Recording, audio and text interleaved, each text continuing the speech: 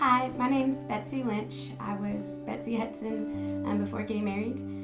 Most people in DeKalb know me by that name. I've lived in DeKalb my entire life. My family are from here. I'm very ingrained in our community. Members of First Baptist Church since I was born. My family, generations before that, knew about Jesus all my life, was saved at an early age, and just led a very blessed life. We were always at church, and I didn't really know what a hard time was prior to the story we're going to tell you. My name is Ryan Lynch. I not from the DeKalb specifically area, she is, but I grew up in church all my life the same way. But the same kind of story of, for years I remember counting the days that I missed church on one hand. In the same way, really never knew hardship specifically. I was always near my family, always with my family. We didn't probably have the same kind of church life, but we were still there when the doors were open every Sunday, every morning. So that's kind of my background growing up, and it was that way for a long time. In 2008, we had a mutual friend that introduced us. He was racing. I love NASCAR, loved racing, and so I had a friend who messaged him and said, I'm not asking you to marry the girl, but y'all would like each other and you would at least be friends. And then, as they say, the rest is history. In 2014, we got married, and it was great. Yeah. There was a lot of years where I kind of climbed the ranks of racing, and she followed along, and that was some straining times for us because I kind of had that priority in my life at that point. And he had told me he didn't want to take it. He didn't want to get engaged and get married because he didn't feel like he could be the husband that he wanted to be. And I very much appreciated that, but it was still frustrating. It was, but it wasn't hard. Yeah, it wasn't hard. It wasn't hard. It was strenuous because it meant we had lots of late night trips and long weekends and things like that we would do, and it all culminated in dreams being achieved. Right. Once that kind of got achieved, then I was like, okay, I should probably ask her to marry me now. That would be important. So, yeah. So, anyways, we got married in June 2014, and fall 2015, we found out we were pregnant. And when we went to our first appointment, they couldn't really tell us whether it was a viable pregnancy or if I had miscarried. There's just some question marks on where I was at. So that I had to go back for like a month. It was a long week after week. It was the beginning of October, and then it was October 21st, finally, after I think 3 different visits, that we learned that it wasn't a viable pregnancy. We don't know if there ever was a heartbeat, but it was hard. It was. We didn't know how to handle that because we didn't really know if something was there or not. There was never any clear thing. Yeah. At all, and so it was a little bit more confusing and just like what do we do kind of thing, I think. And that was hard. I will say that was hard. The things my body had to go through, even though it was so early on, was very hard. Yeah. But I remember there was one point in all of this that I told Ryan, if I believe that the Bible is true, and I believe that God is who he says he is, he's done the things that he said he did, and then I have to trust that this is his plan and it is good, and whatever comes from this is also good. And it was just kind of a line in the sand that we said, this is what we're going to stand on. And I had no idea how that statement was truly going to be lived out in my life 5 years down the road. I remember being in there and they were singing the song, "You're a Good, Good Father," but it's who you are, and I'm loved by you. And it just kind of reinforced that even though the last really 6 months had been hard, God had good things in store for me. And it wasn't long after that we found out we were pregnant with our first little girl. And she is good things. Yeah. She is wonderful. And life went back to being great. We had great family, cousins that we spent a lot of time with. We went every Tuesday to eat dinner with my grandma and my mom and my dad and whoever else wanted to join. It was a we got more involved with the church at that point. We made new friends, lifelong friends, in some cases, and kind of tried to do additional Bible studies, and like it was just a time in life where everything started to kind of seem like it synchronized. Like okay, we're rolling good. Like they truly were the good old days during that time. And then we decided we wanted to have another baby. We wanted Evie, our oldest, to have a sibling. So November 2019, we found out we were pregnant again, and all the excitement that comes with that.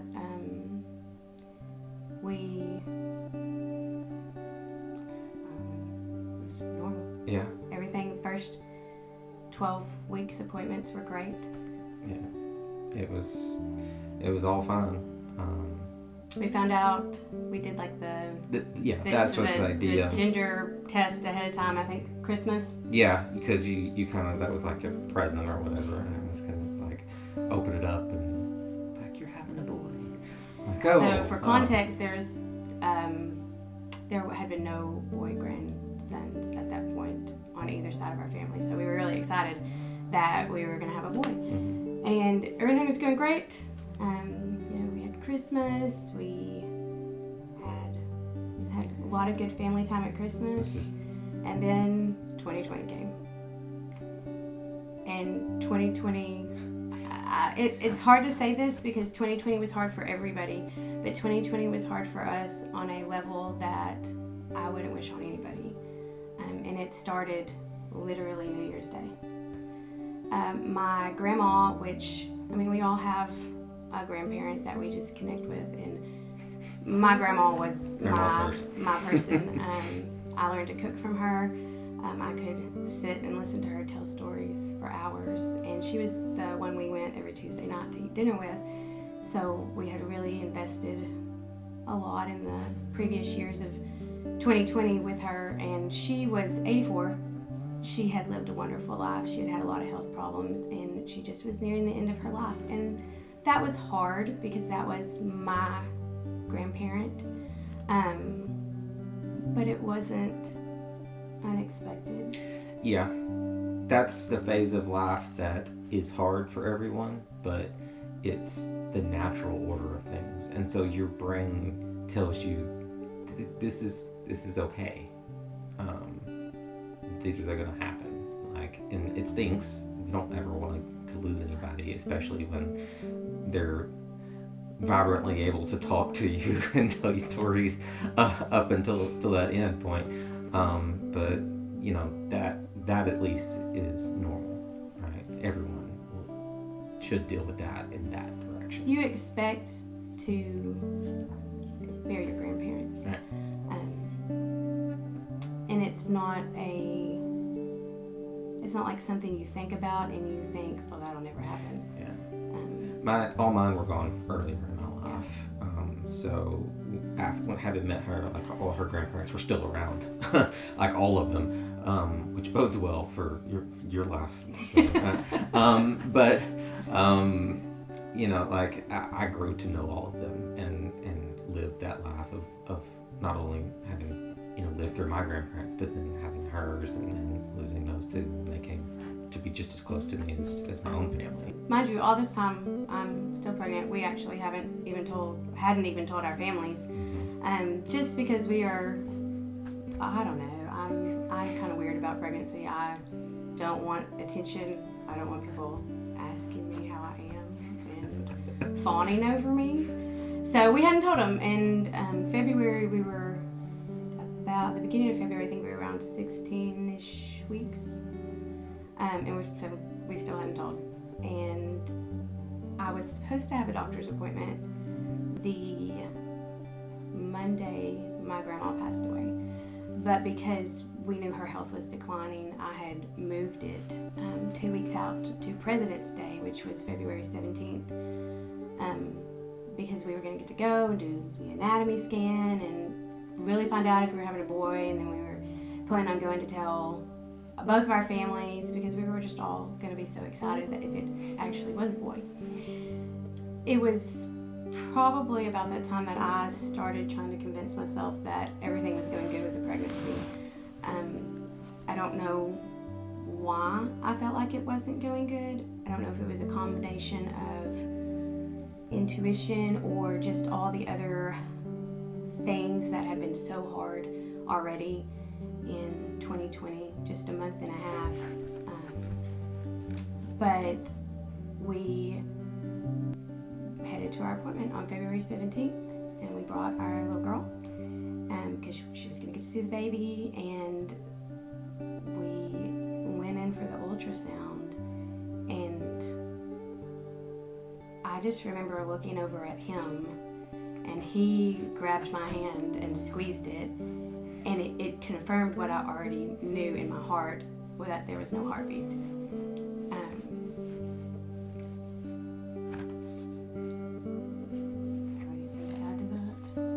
I remember that look. Like, I looked over the screen and she was laying there. She couldn't really see the screen, but I could see the screen. And I remember seeing Evie's, right? Like, I know what that looks like, and you can see it jumping around and heartbeats, and they're trying to find it. Okay, scoot around and all this.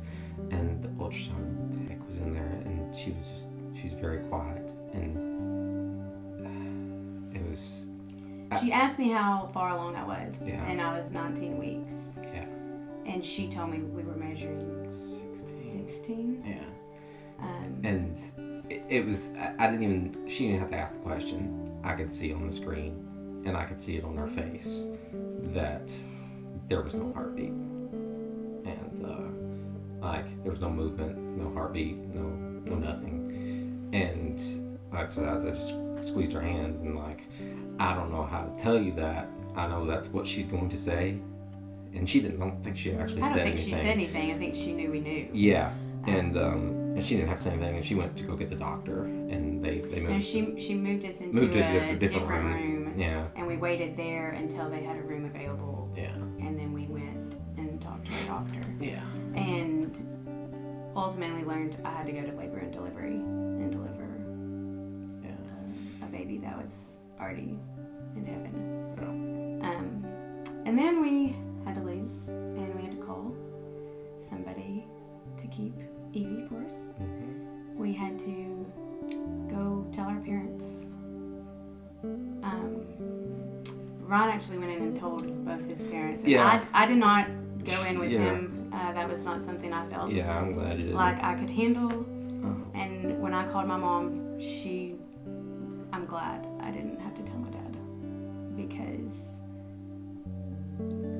I talked to him. It was bad.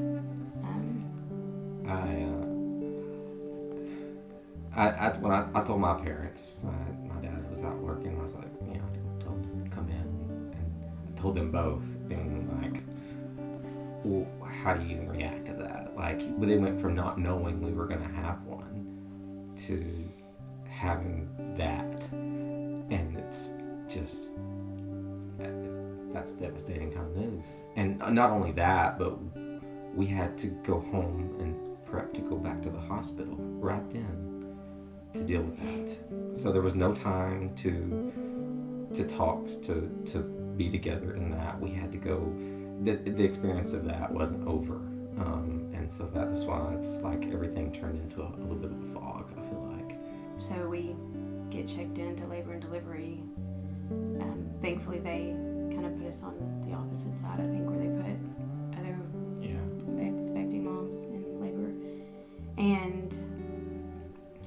hard.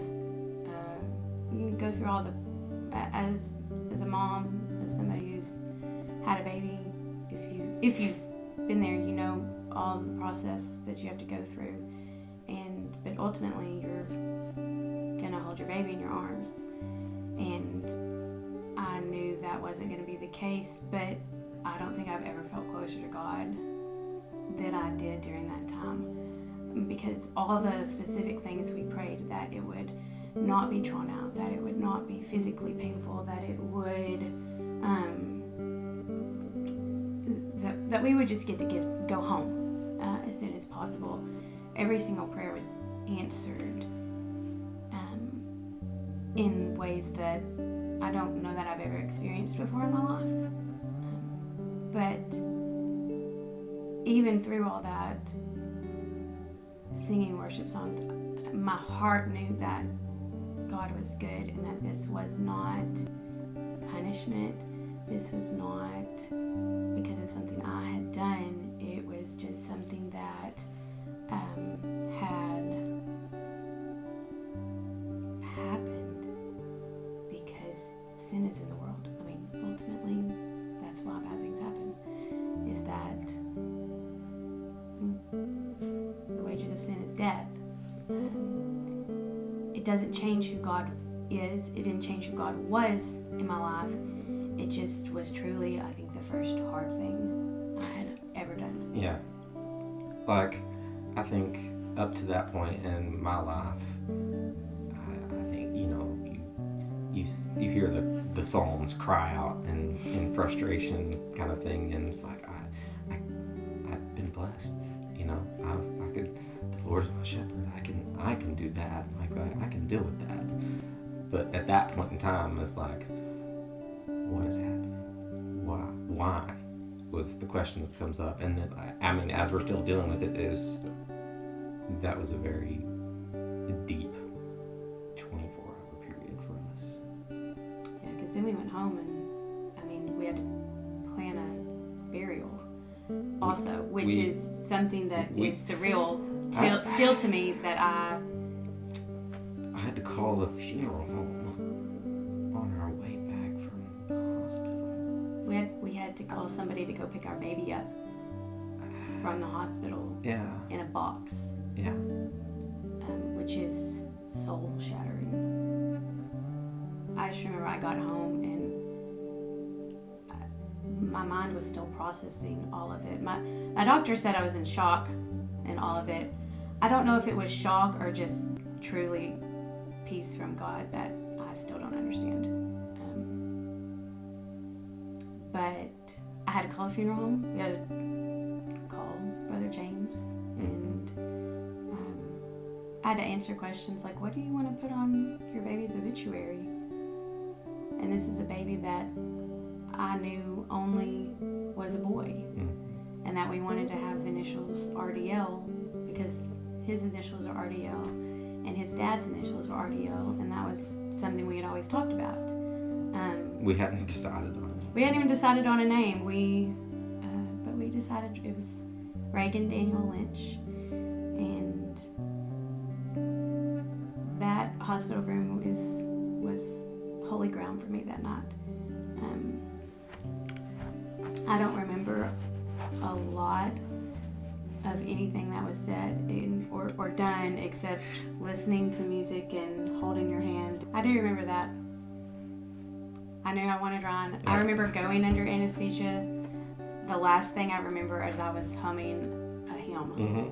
You were humming the hymn the whole time, apparently, from what they said. And then you were asking for me just the whole time. Like, that was the only two things that you were doing. And she said that was the most unique experience she's had with somebody under anesthesia like that. So, that just goes to show me, I think, like, under the influence of all the things, that's where your heart is. So, I mean, it had to be focused on God during that, because I really don't know what hymn I was singing. I know it was an old one, but I like to think it was On Christ the Solid Rock I Stand, because my soul was giving way, and I was laying on him only, because that was the only thing that that I could think to even do to continue doing the things I had to do. Not continuing life, but that day, just right then. In that moment, Right then. all I could do was lean on Jesus and try to be in his presence. And I don't know how you felt, but I really felt like I was in God's presence in that hospital room. Because like I said, everything went perfect. And then we got to go home the next day. Buried him a couple days later. Yeah. He's got a little cross headstone out at Ringwood Cemetery in Old Boston, and it's still, again, surreal to see somebody you love that deeply's name on a tombstone. That shouldn't be. Yeah.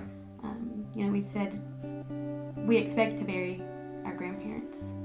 You don't expect to ever see your child's name on a tombstone.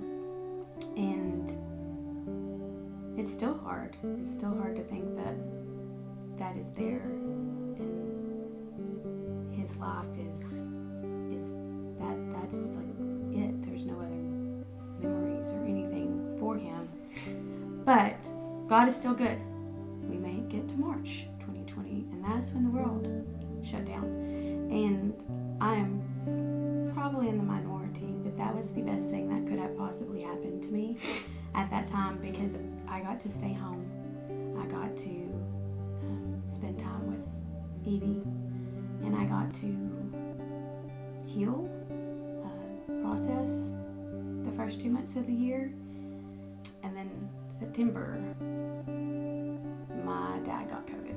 And this, for me, is when the year really knocked me down in a way that I'm not sure I've completely recovered from. But he was at home dealing with COVID. And then ultimately, his oxygen got so low that he needed to be put in the hospital. And we trusted our doctors and, did all the things. Anything he wanted, I was ready to get it for him. But ultimately, he got put on the ventilator, and that was a hard step. June, we found out we were expecting again. Yeah. And so in all of this, now with my dad, I'm pregnant. I think they did know. They did know at this time. Mm-hmm. I think we told them pretty soon after we knew, because the world was just in shambles. We all needed that bright spot. That. My dad took losing Reagan really hard. And so I remember when the night I told him was actually the last Tuesday family dinner we had before he got sick. And so we were able to tell him that we were expecting, and that was a little girl. And he was so happy for us, obviously. And that was, I'm so thankful for that night, and that we didn't wait to tell, because it was a week later that he got sick. And then ended up at the hospital and on a ventilator. And so I'm dealing with all of this now, which is all heavy. I'm updating Facebook daily, which, looking back at those posts I made, God gave me strength and the words to say, because I don't know how I did and wrote the things that I said. I believed every bit of it, but I was emotionally distraught because that was my dad, and I was Daddy's girl. I went to work with him on the welding rig when I was little. And it was obvious you were the princess for him too. The way, just, you were the youngest girl. That's just how that works, right? No, but probably. it was just, I don't know. You had that relationship. I did. And you had it a long time. And it's probably because he was a lot like my grandma. Yeah. And I was grandma's. You were very much grandma's girl too. So, anyways, he called me while he was in the hospital and left me a voicemail, and I still have that voicemail unread. because as soon as he called me, I called him back. And it's something that I can't bring myself to listen to. And I don't know if I ever will, but seeing that number on my voicemail is very special to me. And so he got put on the ventilator, and this was at Wadley, and I remember being in town for something, and I drove over to Wadley and just cried in my car and prayed in my car. And I physically remember I had my hands like this, and I remember opening them and saying, God, I am giving you this because I want to hold on to it with every bit of me. I want to control this. I want to be the one making decisions, but I have to let you be the leader for Dad and for all of us, my family, that we were going through this. And I'll never forget the peace that I felt in that moment, even though my heart is now even more crushed after January and February of this year, and to know that my dad's on the ventilator, and we know the stories that were being told at that time of COVID and ventilator, and it was hard. This is truly the point where I was like, I don't know how this story is going to end, and if it doesn't end this way, how do I continue on with who I've always been? But he ends up getting moved to a rehab facility for COVID patients in Dallas. They had like reconfigured it to be like a COVID. He no longer had patient, COVID, but he had been on the ventilator for so long, and that he was in sedatives to keep him still, and all the things that went with that. And so they needed to move him, and then he was up there, and our family prayed about it. We said, God, we trust that you know what is best for him. Please open up a spot at whatever location is going to be what he needs. And at this point in time, while I know death was a reality that could happen, my heart did not accept that. My heart truly believed that when push came to shove, we had the faith that God was going to do a miracle, and that it was going to be like a Lazarus story. Or at least for me, that's what I felt like. Yeah, that conversation came up a few times. And this was harder in some ways than losing Reagan, because it was drawn out. It was drawn out over a month of doctors. Yeah, and there was no shock in saying it's done, it's over. It's constant. Well, we're gonna try this, and well, we have to do this, and decisions, and waiting and waiting and waiting, and yeah, it definitely was a different hard, because every day I didn't want my phone to buzz. Yeah, it was. I didn't know what it was gonna say, and every night, I don't know, she didn't sleep. Pretty much, it was exhaustion had to take over to get to sleep. And I'm still like 15, 16 weeks pregnant at this time. Yeah. So in the back of my mind, I'm worried that when you're in that level of distress, you're not eating, or you're making yourself eat because you're just not hungry, because you're so worried about everything. You didn't really gain enough weight to be pregnant. And the back of my mind was always, you have to still take care of yourself. And so that was hard. The worry of making sure I was doing what I needed to do. The worry of showing up at doctor's appointments and them trying to find the heartbeat added on top of everything else. I feel like I probably blacked out. I learned that peace didn't come from my circumstances, which peace had come from my circumstances my entire life.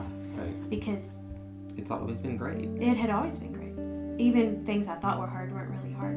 But overall, 2020 was turmoil for my heart and my soul. And my mind constantly was thinking about what if and this bad thing and how is this gonna, what do I need to do in all of these tough situations? And it forced me to learn that peace doesn't come from my circumstances. Peace comes from God, who doesn't change.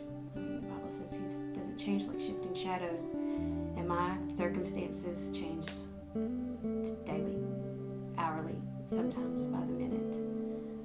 The first time in all of Dad's sickness that it really hit me that I don't think this is going to end with healing on earth was my niece's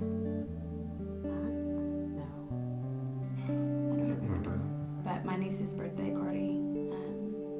I got a call from my sister that my dad had coded during the night.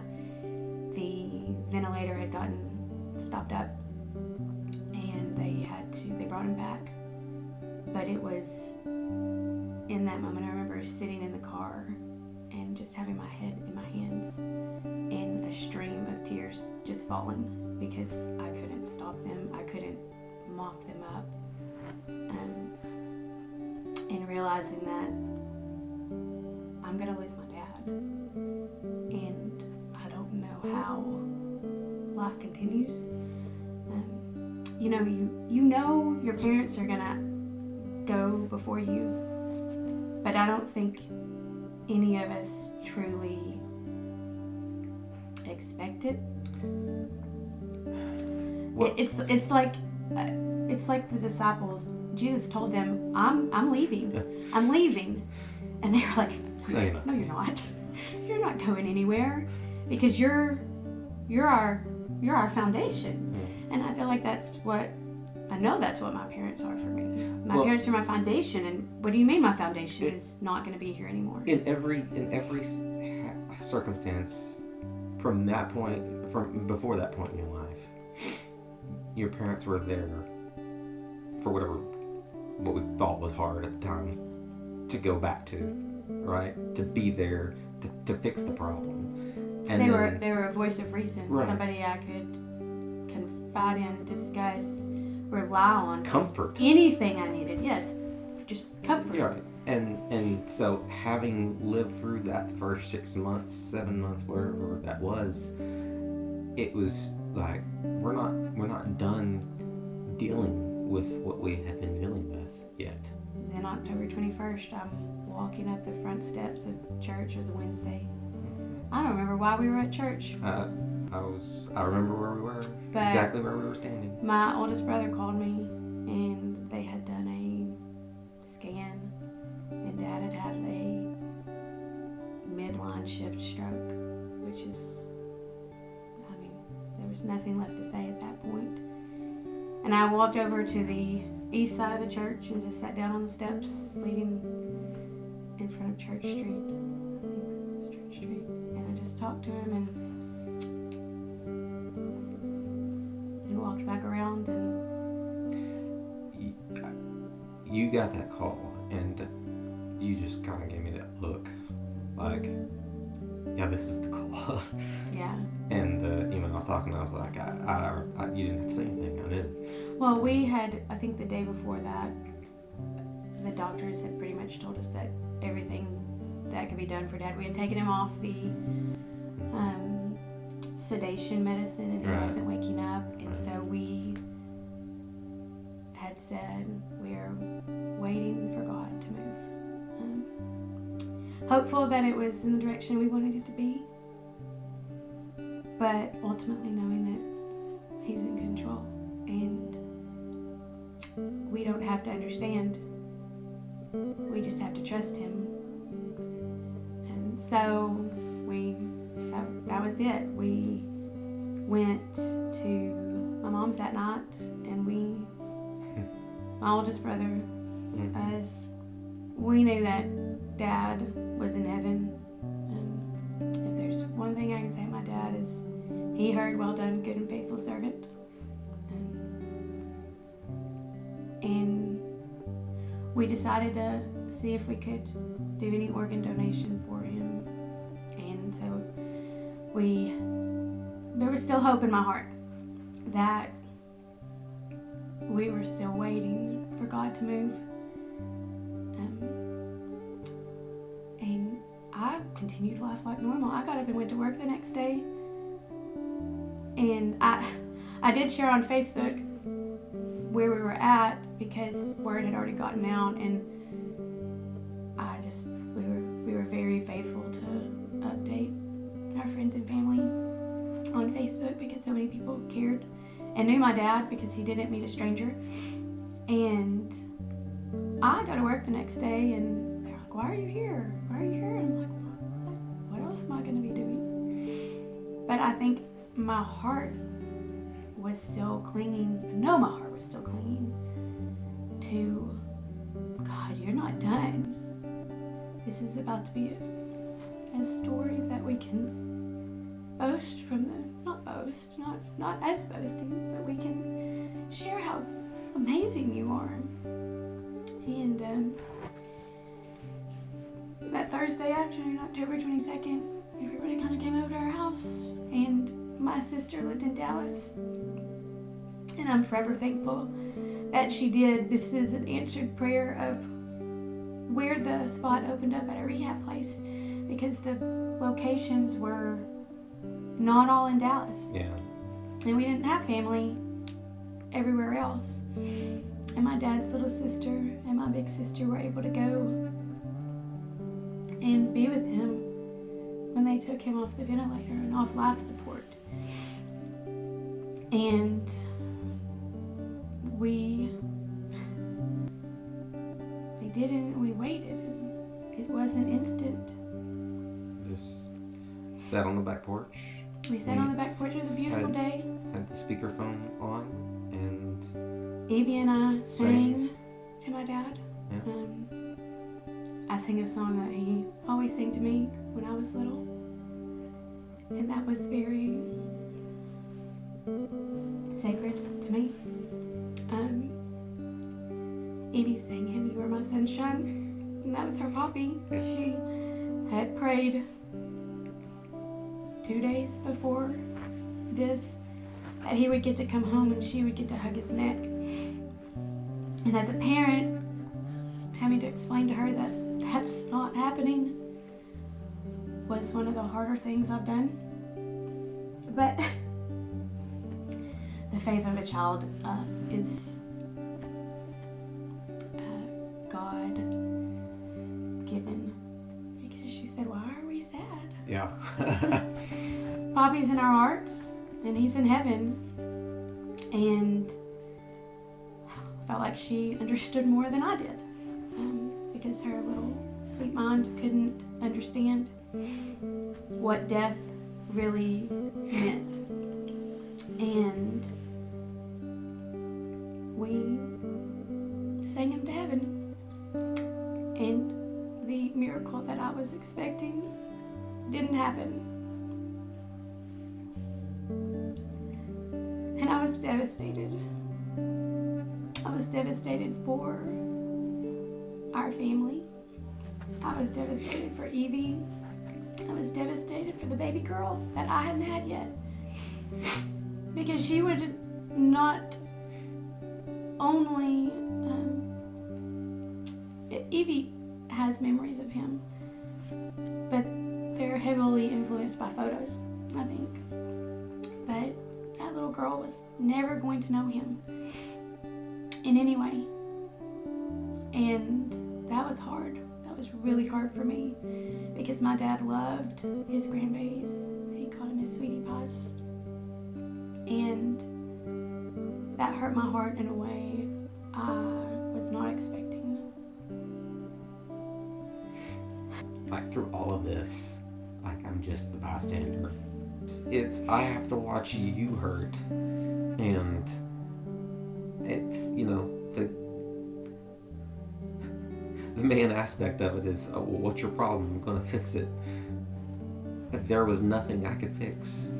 I mean, all I could do, I feel like, was just pull us through every day, because we were just at a loss of, like, having no control other than asking every day for that phone call to come through and say, it's good news.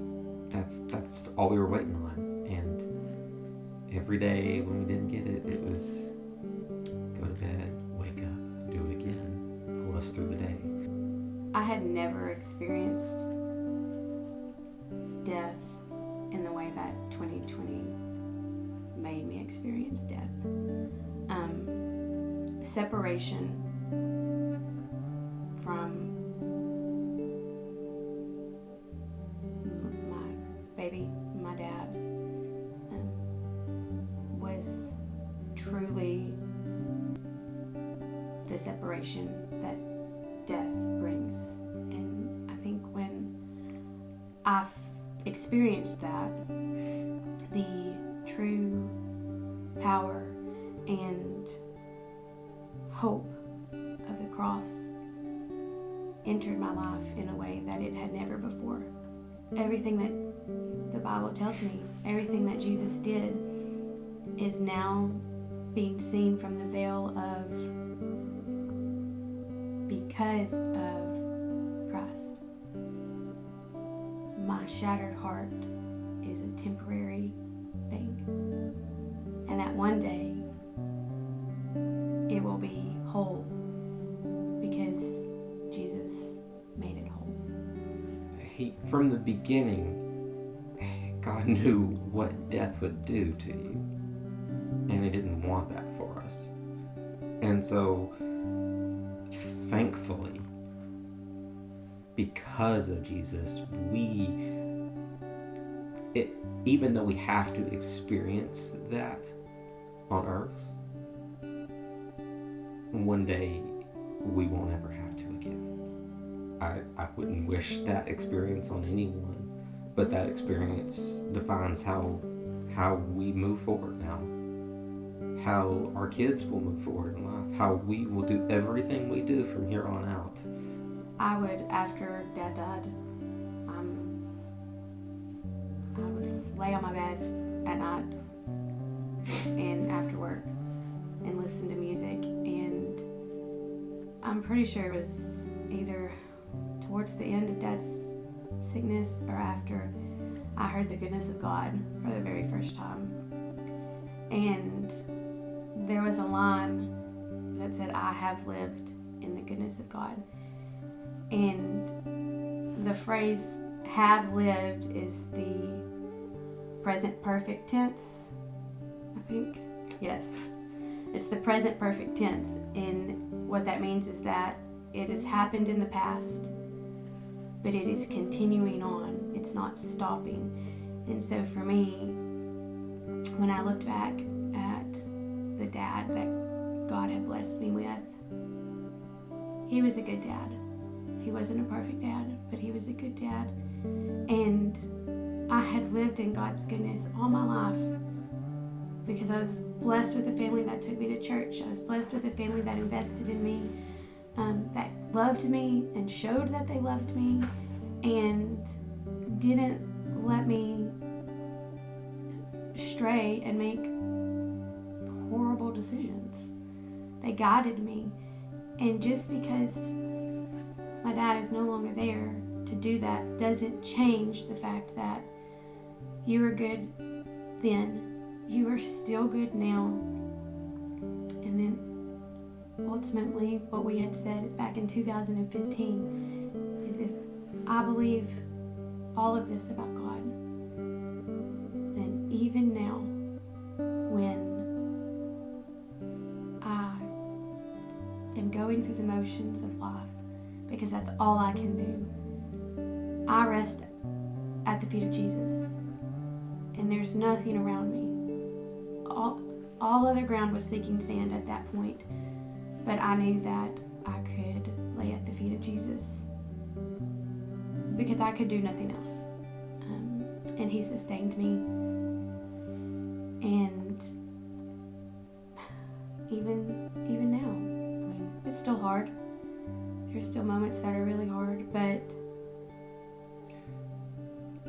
Yeah, but I think through all that, like, we have Elizabeth now, and like, do I want Reagan in my life? Yeah, but if I had Reagan, I might not have Elizabeth, and I could not handle that. I have to have her in my life too. that we couldn't have this if we didn't go through this. And I think that's where you trust that whatever God has for you is good. Yeah. And while I know Reagan would have been great, Elizabeth is great. And like you said, we can't imagine not having her. And just, there was a lot of questions of why, obviously, and we still don't know. We won't know the answer to why this side of heaven. But knowing that it was going to be the first boy, and then if with my dad being gone, because he would have been so excited to take him and, I don't know, do tractor Do the stuff, boy things. do all the things. Yeah. It would have broken my heart even more so, I think, to know that. It broke my heart that Elizabeth didn't get to meet him, but I think it would have broke my heart that Reagan didn't get to know him either. Yeah. And I'm not saying losing Reagan was God protecting me in some ways, but I do think the progression of the events and all of them eventually having Elizabeth, which, let me tell you how God orchestrates a full circle moment. Reagan's birthday was February 17th, 2020. Elizabeth was born February 16th, 2021. It was a full year of redemption. I couldn't have written her story. The worst year that we could possibly put together ended up with her. living in what we as humans consider goodness, not just what, like, God is good all the time, but sometimes it's hard to see that. We didn't have any trouble seeing that a year later. Yeah. And it was the hardest year of my life, and I hope I never have a year like that again. But, Job said, I have heard about you, but now my eyes have seen. And that was so true. Because, again, we've heard about the goodness of God and that He loves us, and He, I know the plans I have for you, plans to prosper you and give you hope in a future. Like, these are all things we know because we have lived our life loving God and knowing these things. But for my eyes to see it and my heart to experience it changed my faith. Can I really hold up if push comes to shove? Like, if I'm tested, will I back down, or will I say, no, this is who I believe in? And I think that year proved to both of us that we are going to come out on the other side of saying, we're going to stand up and say, Jesus has this, and come what may, He's still good. My circumstances change, but my Jesus doesn't. And He has showed us that.